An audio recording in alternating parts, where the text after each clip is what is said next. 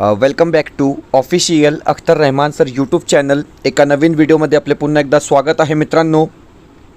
महाराष्ट्र शिक्षक पात्रता परीक्षा महाटेट 28 जून 2026 विषय मराठी पेपर 1 आणि पेपर 2साठी आपण पुन्हा काही इम्पॉर्टंट आणि सुपरफास्टपणे 30 प्रश्न आजच्या या व्हिडिओच्या माध्यमातून पाहणार आहोत मित्रांनो. परीक्षेला फक्त 11 दिवस बाकी आहे आणि स्मार्ट रिव्हिजन सुपरफास्ट रिव्हिजन आपण या ठिकाणी करणार आहोत मित्रांनो. तर चला व्हिडिओ सुरू करूया. व्हिडिओ सुरू करण्या अगोदर आपण जर आमच्या चॅनलवर नवीन असाल तर चॅनलला सबस्क्राईब करा.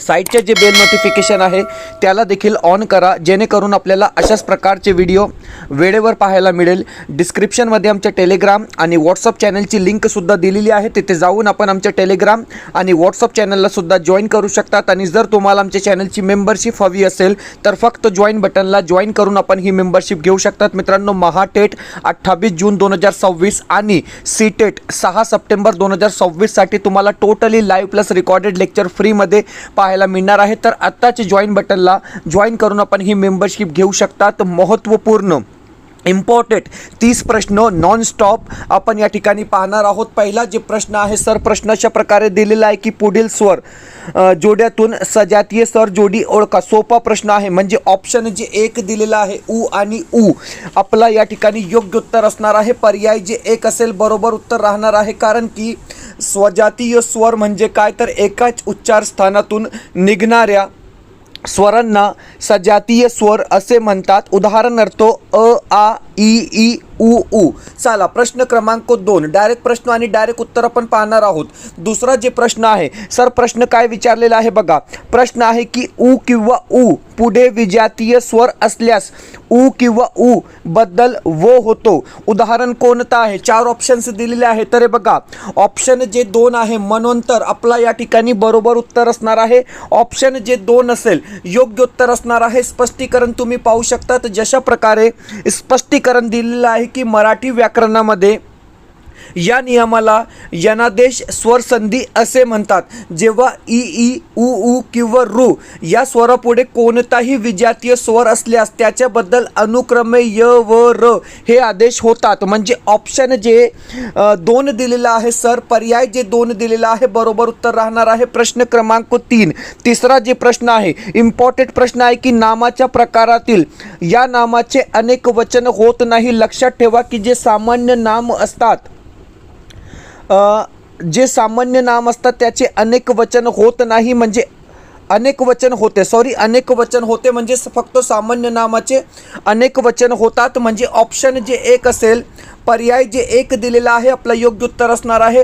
व्याकरणानुसार केवळ सामान्य नामाचेच अनेक वचन होते. लक्षात ठेवा विशेष नाम आणि भाववाचक नामे ही मूळची एकवचनीच असतात. म्हणजे ऑप्शन जे 1 असेल पर्याय जे 1 दिलेला आहे बरोबर उत्तर राहणार आहे. प्रश्न क्रमांक 4 सर, चौथा प्रश्न आहे की पुढील नामाचा प्रकार ओळखा. आता हे बघा चांगुलपणा एक नाम या ठिकाणी दिलेलं आहे. कोणता नाम आहे? विशेष नाम आहे, सामान्य नाम आहे, भाववाचक नाम आहे किंवा सर्वनाम आहे. तर बघा पणा प्रत्यय लागलेला आहे म्हणजे भाववाचक नाम असणार आहे. ऑप्शन जे सी असेल पर्याय जे सी दिलेला आहे आपला योग्य उत्तर असणार आहे. ऑप्शन जे सी असेल राईट आन्सर असणार आहे. प्रश्न 5 पाचवा जे प्रश्न आहे प्रश्न अशा प्रकारे दिलेला आहे की खालील शब्दातील एकवचनी शब्द निवडा. आता हे बघा 4 शब्द दिलेले आहे आणि एकवचनीय शब्द कोणता? तर ऑप्शन जे 2 असेल काया म्हणजे पर्याय जे 2 असेल आपला योग्य उत्तर असणार आहे. चटई चट्या चटाया, पपई पपैया, सुई सुया अशा प्रकारे अनेक वचन होऊ शकतात, परंतु काया या ठिकाणी एकवचनीय शब्द आहे. स्पष्टीकरण दिलेलं आहे की काया हा शब्द एकवचनीय आहे. या शब्दाचे अनेक वचनही काया असेच राहते, जसे की तिची काया किंवा त्यांच्या काया अशा प्रकारे स्पष्टीकरण दिलेलं आहे. मित्रांनो प्रत्येक प्रश्न जे आहे ते परीक्षेसाठी मोस्ट इम्पॉर्टंट प्रश्न आहे आणि सुपर फास्ट रिव्हिजन आपण या ठिकाणी करत आहोत. परीक्षेला फक्त 11 दिवस बाकी आहे. प्रश्न आहे की तुमच्या वडिलांचा उल्लेख करताना कोणते वचन वापराल? मोस्ट इम्पॉर्टंट हा प्रश्न आहे आणि लॉजिकली आपण या प्रश्नाचं उत्तर देऊ शकतो की आदरार्थी अनेक वचन म्हणजे पर्याय जे डी दिलेला आहे, ऑप्शन जे डी दिलेला आहे आपला बरोबर उत्तर राहणार आहे. पुढचा प्रश्न आता हे बघा, काही स्पष्टीकरण दिलेलं आहे की मराठी व्याकरण आणि संस्कृतीनुसार स्वतःच्या वडिलांच्या किंवा कोणत्याही आदरणीय व्यक्तींचा उल्लेख करताना आपण एकवचन न वापरता अनेक वचनी क्रियापदे आणि सर्वनामे वापरतो. ओके, याला आदरार्थी अनेक वचन किंवा प्रथमा बहुवचन असे म्हणतात.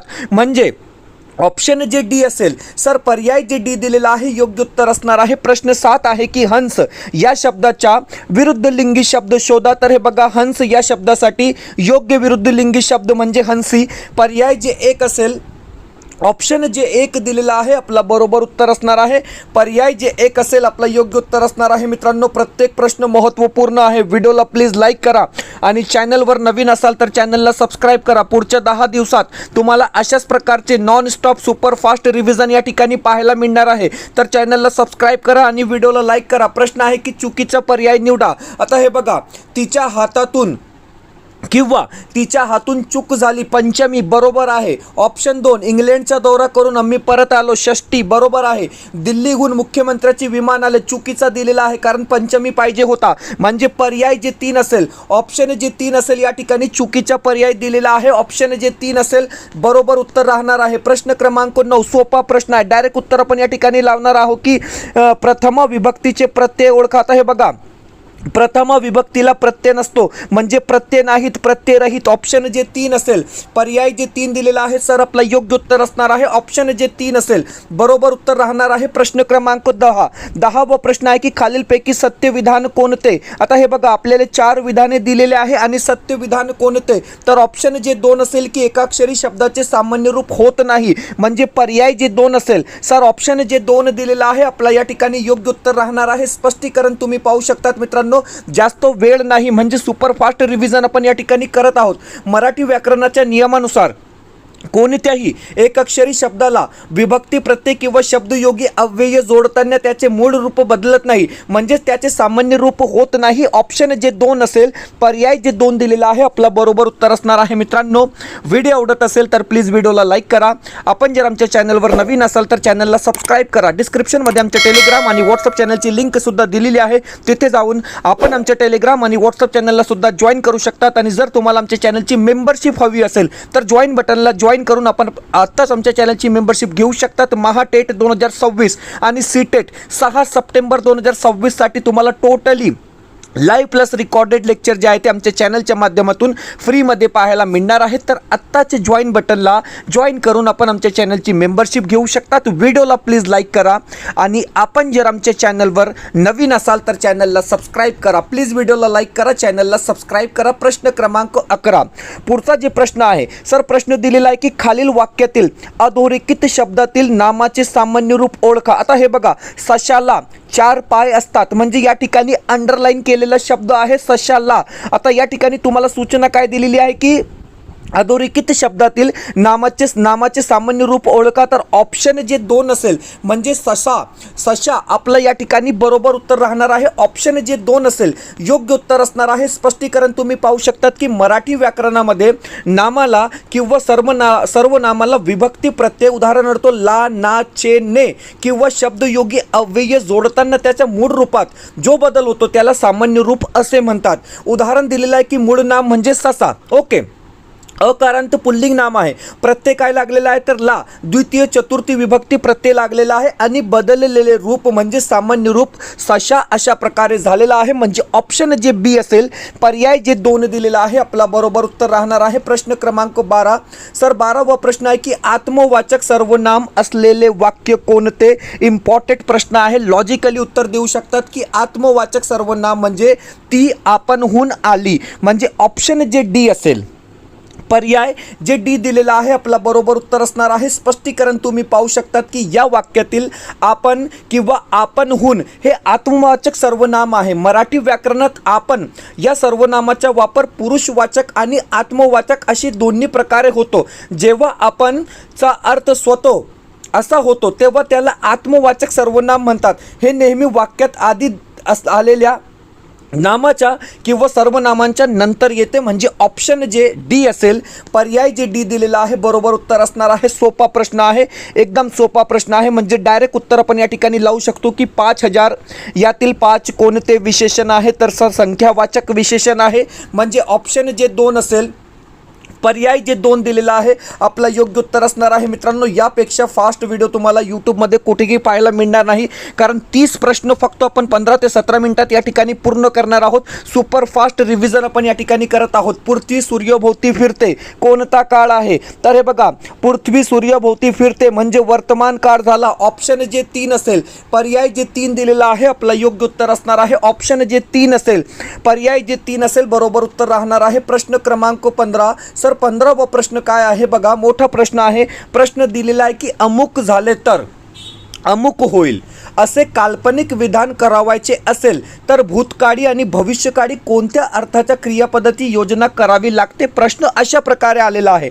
आपल्याला या ठिकाणी 4 ऑप्शन्स दिलेले आहे. तर हे बघा, संकेतार्थी म्हणजे ऑप्शन जे 3 असेल किंवा या ठिकाणी ऑप्शन मागे पुढे झालेला आहे, म्हणजे पर्याय 2 बरोबर राहणार आहे. ऑप्शन जे 2 असेल, पर्याय जे 2 दिलेला आहे आपलं योग्य उत्तर असणार आहे. प्रश्न क्रमांक 16. सर 16वा प्रश्न आहे की कापणे, मिटणे, समजणे, स्मरणे या क्रियापदाचा प्रकार कोणता. आपल्याला 4 ऑप्शन्स दिलेले आहे.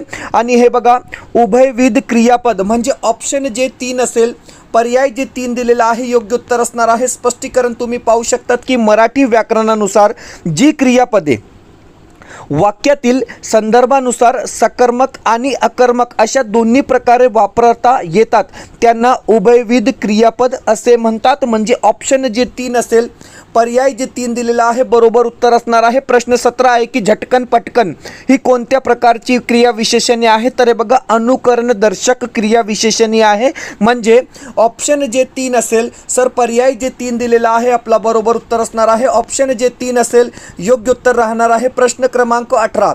18वा प्रश्न आहे की हे बघा, प्रश्न आहे की योग्य शब्दयोगी अव्ययाच्या वाक्यात उपयोग करा.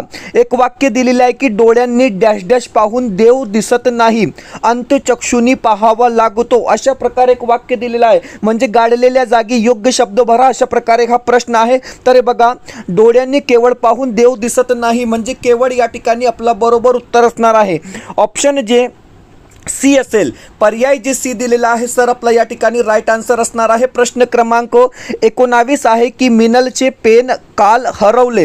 ओके, अशा प्रकारे एक वाक्य दिलेलं आहे. कोणता प्रयोग आहे, कर्मणी, सकर्मक कर्तरी, अकर्मक कर्तरी किंवा भावे प्रयोग. तर बघा, मिनलचे पेन काल हरवले म्हणजे अकर्मक कर्तरी असणार आहे. ऑप्शन जे 3 असेल, पर्याय जे 3 दिलेला आहे योग्य उत्तर असणार आहे. ऑप्शन जे 3 असेल बरोबर उत्तर राहणार आहे. प्रश्न क्रमांक 20 आहे की विद्यार्थी अभ्यास करतो, प्रयोग ओळखा. विद्यार्थी अभ्यास करतो म्हणजे सकर्मक आहे. ऑप्शन जे 1 असेल, सर पर्याय जे 1 दिलेला आहे आपलं योग्य उत्तर असणार आहे. ऑप्शन जे 1 असेल बरोबर उत्तर असणार आहे. महाराष्ट्र शिक्षक पात्रता परीक्षा महाटेट 28 जून 2026 पेपर 1 आणि पेपर 2 साठी आपले अपडेट नोट्स अवेलेबल आहे. मित्रांनो, परीक्षेला फक्त 10-11 दिवस बाकी आहे आणि परीक्षेपूर्वी तुमच्यासाठी हा बेस्ट कॉम्बो ऑफर या ठिकाणी असणार आहे.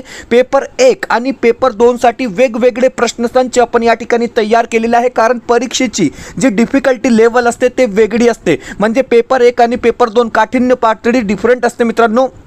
त्या अनुषंगाने, त्या हिशोबाने आपण या ठिकाणी हे अपडेट प्रश्नसंच तयार केलेले आहे. पेपर 1 मध्ये हिंदी, मराठी, बालमानसशास्त्र, परिसर अभ्यास आणि गणित विषयांचा समावेश आपण या ठिकाणी केलेला आहे. म्हणजे प्रत्येक विषयासाठी तुम्हाला अपडेट 10 प्रश्नसंच दिली जाईल. म्हणजे पेपर 1 साठी तुम्हाला टोटल 50 प्रश्नपत्रिका मिळणार आहे विथ आन्सर की, विथ उत्तर सूची. आणि प्राइस आपण फक्त 499 रुपये या ठिकाणी ठेवलेला आहे. तशाच प्रकारे पेपर 2 मध्ये तुम्हाला हिंदी, मराठी, बालमानसशास्त्र आणि समाजशास्त्र 4 विषयासाठी 10 प्रश्नपत्रिका म्हणजे टोटल 40 प्रश्नपत्रिका दिली जाईल विथ आन्सर की. प्रत्येक प्रश्नपत्रिकेमध्ये तुम्हाला उत्तर सूची पण दिलेली आहे. आणि 399 मध्ये तुम्हाला पेपर 2चा कॉम्बो पॅक आपण या ठिकाणी तयार केलेला आहे. आणि जर तुम्हाला पेपर 1 आणि पेपर 2 साठी कॉम्बो पॅक पाहिजे प्रश्नपत्रिकेचा, म्हणजे 90 प्रश्नपत्रिका जर तुम्ही करून परीक्षेला गेले तर 100% तुम्हाला याचा लाभ मिळणार आहे. व्हॉट्सअप नंबर स्क्रीनवर दिलेला आहे, या नंबरवर व्हॉट्सअप करून तुम्ही हे परचेस करू शकतात. मित्रांनो, सिम्पली व्हॉट्सअपमध्ये हाय करा. तुम्हाला एक स्कॅनर दिला जाईल, त्यावर पेमेंट करून फक्त स्क्रीनशॉट टाका, म्हणजे लगेच आपल्याला हे प्रश्नसंच उपलब्ध करून दिले जाईल. मित्रांनो, वेळ नाही, म्हणजे फक्त 10-11 दिवस बाकी आहे. आत्ताच व्हॉट्सअप करून तुम्ही हे परचेस करू शकतात. पाहूया पुढचा प्रश्न. प्रश्न क्रमांक 11. व्हिडिओला प्लीज लाईक करा. व्हिडिओला प्लीज लाईक करा आणि चॅनलवर नवीन असाल तर चॅनलला सबस्क्राईब करा. तू मुंबईला जाणार की नाही, हे वाक्य कोणत्या प्रकाराचे आहे? क्वेश्चन मार्क दिलेला आहे, म्हणजे हा झाला प्रश्नार्थी वाक्य. ऑप्शन जे 2 असेल, पर्याय जे 2 दिलेला आहे, योग्य उत्तर असणार आहे. प्रश्न क्रमांक 22. पुरणपोळी या शब्दातील योग्य समास ओळखा. तर हे बघा, पुरणपोळी या शब्दातील योग्य समास कोणता?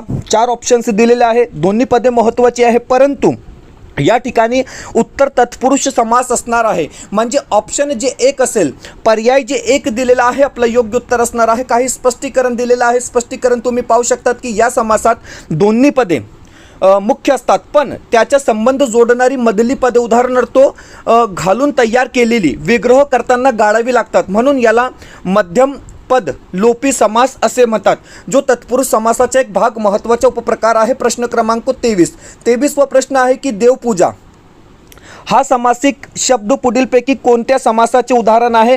तर हे बघा, देवाची पूजा म्हणजे षष्टी विभक्ती तत्पुरुष समास. ऑप्शन जे 2 दिलेला आहे, पर्याय जे 2 दिलेला आहे, आपला बरोबर उत्तर असणार आहे. ऑप्शन जे 2 असेल, योग्य उत्तर असणार आहे. एकाच शब्द वाक्यात 2 अर्थांनी वापरल्यामुळे जेव्हा चमत्कृती साधते तेव्हा डैश डैश अलंकार होतो. हमने हिंदी में भी देखा कि स्लेश में क्या होता है कि चिपका हुआ इसका अर्थ होता है, मतलब एक शब्द के 2 अर्थ होते.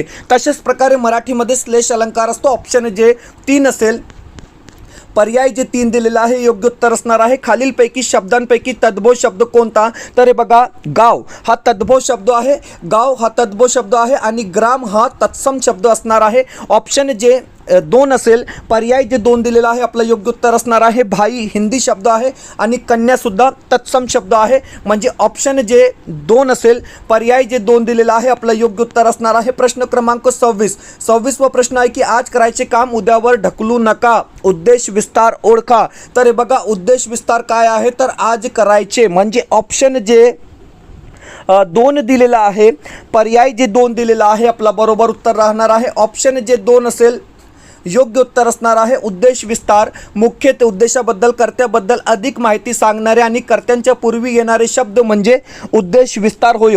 या वाक्यात काम या शब्दाबद्दल अधिक माहिती आज करायचे हे शब्द देतात, म्हणून आज करायचे हा उद्देश विस्तार झाला. म्हणजे ऑप्शन जे 2 असेल, पर्याय जे 2 दिलेला आहे, योग्य उत्तर असणार आहे. प्रश्न क्रमांक 27. खालील वाक्यातील मूळ विधेय असलेला शब्द कोणता?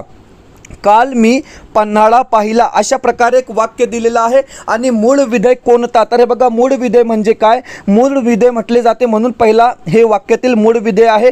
क्रियापदाला व्याकरणात मूळ विधेय असे म्हणतात, म्हणजे ऑप्शन जे पहिला आहे, आपलं या ठिकाणी बरोबर उत्तर राहणार आहे.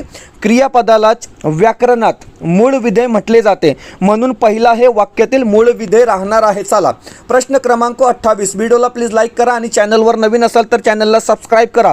प्रश्न काय आहे बघा, खाली दिलेल्या शब्दांपैकी उपसर्ग घटित शब्द कोणता? तर हे बघा, मूळ शब्द काय आहे? तर साध आहे. साध या मूळ शब्दाला पड हा उपसर्ग लागलेला आहे, म्हणजे ऑप्शन जे 2 असेल, सर पर्याय जे 2 दिलेला आहे, आपला योग्य उत्तर असणार आहे. प्रश्न क्रमांक 29 वा प्रश्न आहे की पुढील वाक्याच्या शेवटी कोणते विरामचिन्ह वापराल? वाक्य काय दिलेलं आहे? हे बघा, वाक्य काय दिलेलं आहे? किती भयानक वाडा आहे हा. तर उद्गारवाचक चिन्ह. ओके, उद्गारवाचक चिन्ह आपलं योग्य उत्तर असणार आहे. म्हणजे ऑप्शन जे 3 असेल, पर्याय जे 3 दिलेला आहे, योग्य उत्तर असणार आहे. शेवटचा प्रश्न आहे की शुद्ध लेखनदृष्ट्या अचूक शब्द निवडा. तर हे बघा, प्रतिबंध कशा प्रकारे लिहिला जातो? तर ऑप्शन 3 बरोबर दिलेला आहे, म्हणजे पर्याय जे 3 असेल, आपला योग्य उत्तर असणार आहे. मित्रांनो, मोस्ट इम्पॉर्टंट आणि सिलेक्टेड 30 प्रश्न आजच्या या व्हिडिओच्या माध्यमातून आपण सुपरफास्टपणे फक्त 18 मिनिटात पूर्ण केलेला आहे मित्रांनो. आणि महाराष्ट्र शिक्षक पात्रता परीक्षा महाटेट 28 जून 2026 पेपर 1 आणि पेपर 2 मराठीचे अपडेट कॉम्बो सेट अवेलेबल आहे मित्रांनो. 199 मध्ये तुम्हाला दोन्ही पेपरसाठी 20 प्रश्नपत्रिका, पेपर 1 10 आणि पेपर 2 साठी 10 प्रश्नपत्रिका दिली जाईल. आणि आणि जर तुम्हाला फक्त एक प्रश्नपत्रिका पाहिजे म्हणजे पेपर 1 किंवा 2 साठी तर फक्त 99 मध्ये 100 रुपयामध्ये तुम्हाला 10 प्रश्नपत्रिका दिली जाईल विथ आन्सर की म्हणजे 2013 ते 2025च्या प्रश्नपत्रिकेचा संपूर्ण अनालायसिस करून आपण हे प्रश्नसंच या ठिकाणी तयार केलेले व्हॉट्सअप नंबर स्क्रीनवर दिलेला आहे. या नंबरवर व्हॉट्सअप करून तुम्ही हे परचेस करू शकतात. हे प्रश्नपत्रिका सॉल्व करा, सोडवा आणि नंतर परीक्षेला जा म्हणजे 100% तुम्हाला लाभ मिळणार आहे मित्रांनो. कारण जशा प्रकारे आपण ही प्रश्नपत्रिका तयार केलेली आहे परीक्षेमध्ये तुम्हाला अशाच प्रकारचे प्रश्न 100% विचारले जाईल. भेटूया पुढच्या व्हिडिओमध्ये काही नवीन प्रश्नांसोबत.